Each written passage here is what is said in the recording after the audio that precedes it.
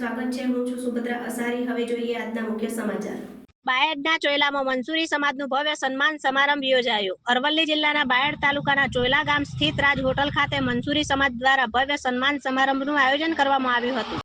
સમાજના ઉત્કર્ષ શિક્ષણ અને એકતાને સમર્પિત આ કાર્યક્રમમાં મોટી સંખ્યામાં સમાજના લોકો ઉપસ્થિત રહ્યા હતા। કાર્યક્રમ દરમિયાન શિક્ષણ ક્ષેત્રે ઉત્કૃષ્ટ કામગીરી કરનાર તેજસ્વી વિદ્યાર્થીઓ તેમજ સમાજનું નામ રોશન કરનાર નિવૃત્ત અને કાર્યરત અધિકારીઓનું સન્માન કરવામાં આવ્યું હતું।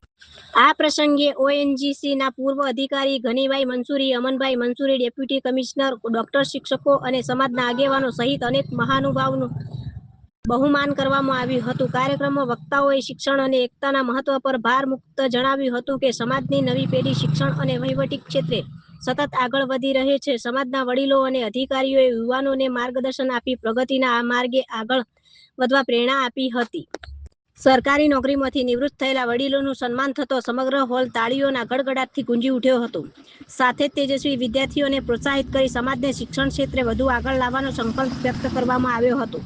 કાર્યક્રમની સફળતા માટે સમાજના યુવા કાર્યકરો અને અગ્રણીઓને કામગીરીને સર્વત્રથી અભિનંદન પાઠવવામાં આવ્યા હતા।